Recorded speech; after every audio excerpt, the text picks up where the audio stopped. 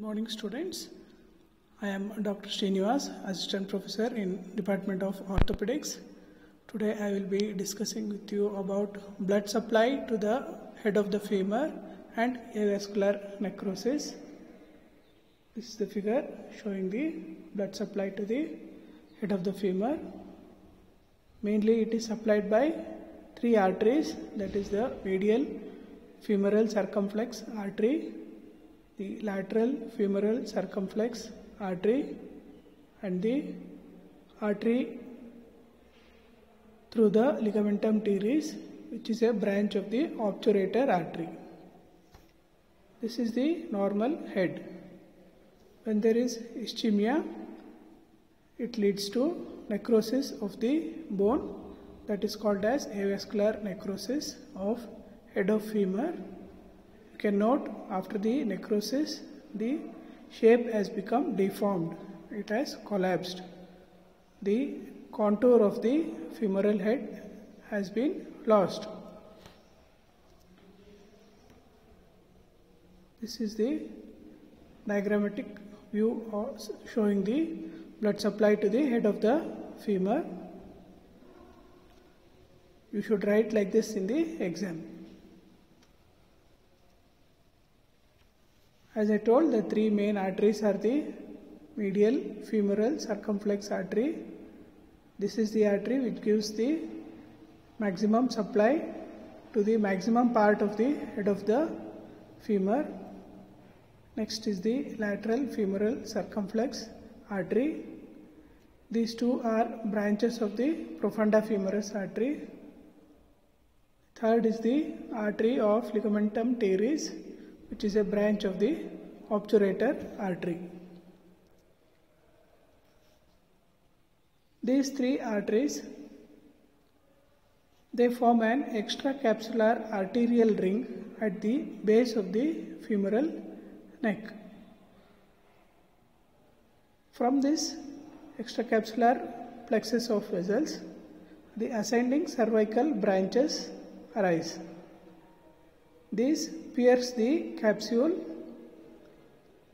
and become intracapsular and run along the neck of the femur, and now they are called as retinacular arteries. These retinacular arteries form again one more ring form the subsynovial intra-articular ring.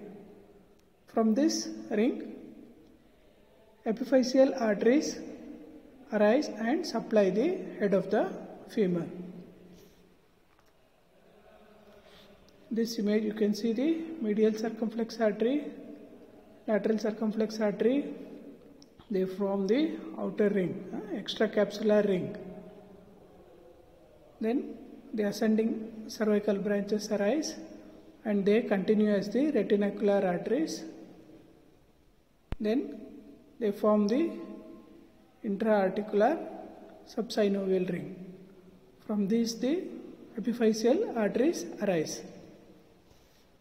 When there is a fracture of the neck or head of the femur, the arteries are destroyed and the blood supply is hampered.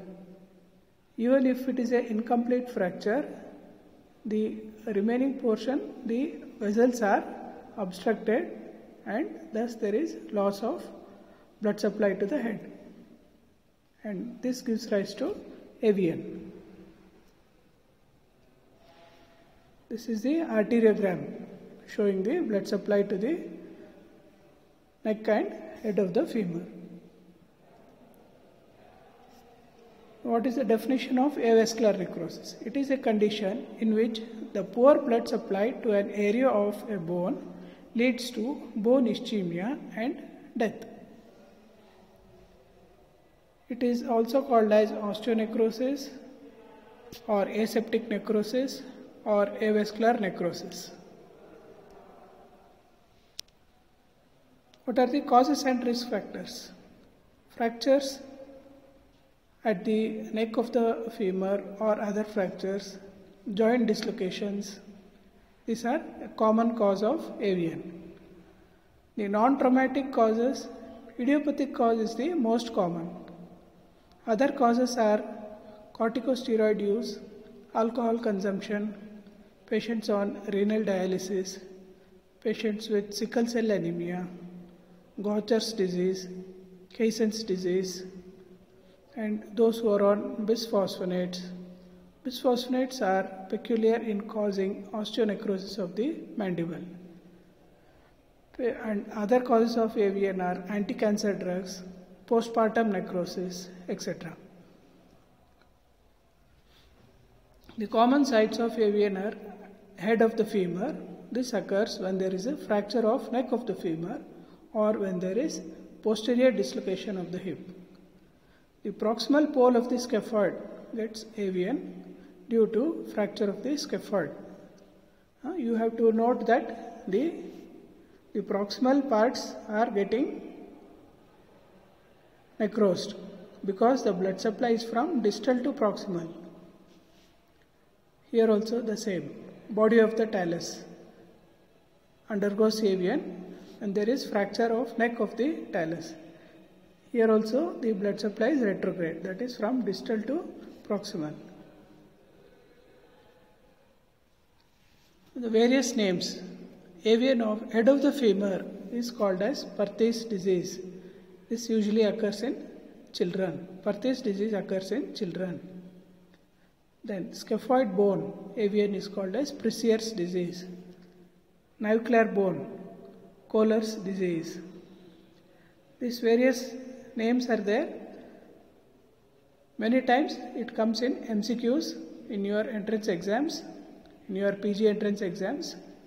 So better to remember all of them, each one of them. AVN of capitulum is called Panner's disease. Kienbock's disease is AVN of lunate. Osgood-Schlatter's disease is AVN of tibial tuberosity. Calcaneum, Siever's disease. Metatarsal head, Freeberg's disease. Ring epiphysis of the vertebra gives rise to Scheuermann's disease. The central bony nucleus of the vertebra gives rise to Kalb's disease. What are the consequences of this AVN? Once there is AVN, it deforms the bone, there is collapse, and this leads to secondary osteoarthritis. Because of the altered or abnormal biomechanics, the cartilage gets worn off fast. So, secondary osteoarthritis occurs even in young age group. If it occurs in elderly because of degenerative, it is called as primary osteoarthritis. Once this has set in, there will be a lot of pain in the joints and there will be limitation of joint movements. What is the pathophysiology of idiopathic AVN? Intravascular coagulation is the final common idiopathic pathway. This coagulation of the intraosseous microcirculation gives rise to venous thrombosis, which in turn gives rise to retrograde arterial occlusion, which causes intraosseous hypertension, which leads to decreased blood flow to the femoral head, and this leads to ischemia or AVN of the femoral head. And the consequence of this would be a chondral fracture and collapse. Now coming to staging of AVN. Fickett's staging of AVN. He has staged it into 4 stages. Stage 1, here it looks normal in the X-ray. This can be detected only when you take an MRI scan. Stage 2, X-ray shows the necrosed part has a increased density. Stage 3, there will also be collapse, deformed head. Stage 4, even the acetabular side undergoes degeneration and osteoarthritis of the joint occurs. This is stage 4. What are the clinical features of AVN? I'll be telling about idiopathic AVN, that is non-traumatic AVN. Age is 30 to 50 years, more common in males. Presence of risk factors and the causes will be present, such as alcohol consumption, steroid abuse, and other things which I had discussed earlier. Patient will have pain and stiffness. Stiffness appears late, and this pain and discomfort keeps on increasing over time. That is, it is progressive in nature, and it is bilateral. It involves in 75 to 80% of the cases there is bilateral involvement. Movements are restricted, especially abduction and internal rotation, and this restriction is aggravated in flexion, that is differential rotation. That means, suppose the abduction, normal abduction is 45 degrees. Suppose this patient has only 20 degrees of abduction and this is in extension. Suppose he does the abduction in flexion, that time the amount of abduction, instead of 20 degrees, it will be only 10 to 15 degrees. That means the movements are aggravated in flexion. Even internal rotation, if from normal internal rotation is 30 degrees, in AVN it can be 20 degrees, and in flexion it becomes 15 degrees. So this is called differential rotation. So this is also called as sectoral sign. I hope you understood this. And coming to the investigations, X-rays in the early phase they are insensitive. That is, it does not detect many patients. Then X-ray findings would be sclerosis of the necrotic area seen as a dense opacity on the X-ray, presence of deformity, that is due to collapse of the necrotic bone, and presence of secondary osteoarthritis, which can be noted by diminished joint space, sclerosis, osteophytes, etc. Then double density appearance and crescent sign. Crescent sign I will tell you later when I am showing the X-ray. Then imaging by magnetic resonance, MRI imaging. This is the most sensitive test, most specific test, and this test helps in early detection of the cases. That is, even in the early phase of the disease can be detected. Bone scan or isotope bone scanning. This will show a cold area at the area of AVN because there is decreased uptake of the radioisotope. So it is seen as a cold area. In later stages it shows increased uptake. This you need not remember. This is the X-ray of a patient showing AVN. Can you see the AVN necrotic area, increased density sclerotic area? Which side is it? Correct, it's on the left side. That is the AVN. The right side is the normal hip. Here also. Left side there is AVN. This is clear. You can make out. Left side there is AVN. Lot of irregularity. Even the acetabular side is sclerotic. So this is with secondary osteoarthritis. Here on the left image you can see the AVN. The right side you can see the crescent sign. Crescent sign is nothing but presence of subchondral fracture. Here you have to make out the fracture. That is the fracture. Black thing. Black line. This is the crescent sign. This is typically seen before collapse of the femoral head. This is the MRI picture showing the AVN area. This is also the AVN area.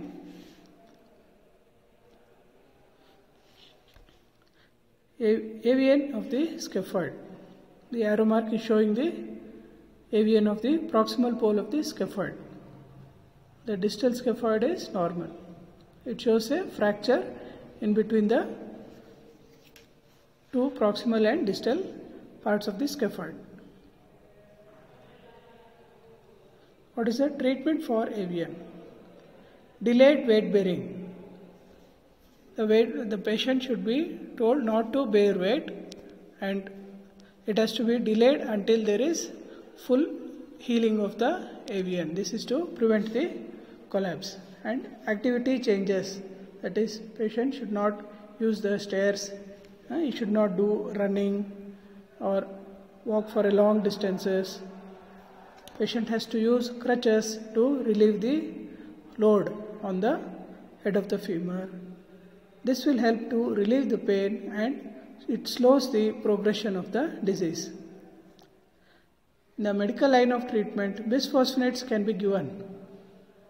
This will increase the density of the bone and prevents collapse. This decreases the resorption of bone. Surgical treatment. In the early stages, core decompression has, I will describe it later.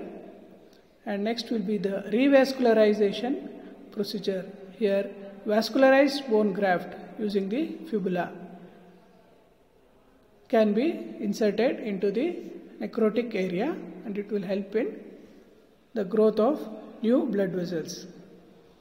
Other surgical treatment is the intertrochanteric rotational osteotomy.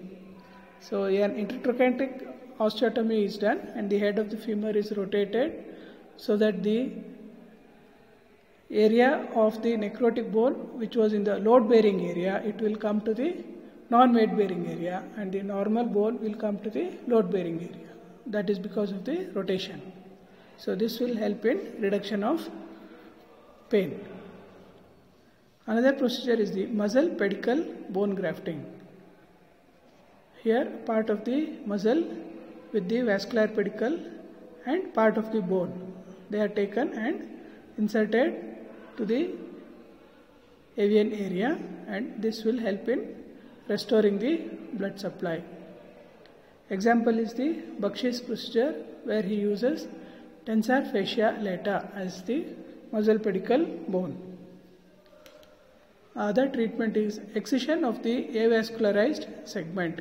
This is rarely done. Another is after the excision, it has to be replaced by the prosthesis. This is also a less common procedure because the best procedure is the total joint replacement. Here we are excising the head of the femur and replacing it by a prosthesis, and also the acetabular side also is being replaced. Acetabular cup is applied, that is acetabular component and femoral component, both are replaced. So this is called as total joint replacement. Arthrodesis is rarely done. This is the salvage procedure. When the other treatments have failed, then the last option that will be left is the arthrodesis. That is also rarely done. This figure is illustrating the core decompression. With the help of a drill bit, a tunnel is drilled from the lateral end into the head of the femur. Like that, multiple drills are done to decompress the necrosed area, and in these drill holes, new blood vessels and new bone gets formed, and the bone becomes strong, and it does not allow collapse and further progression of the disease.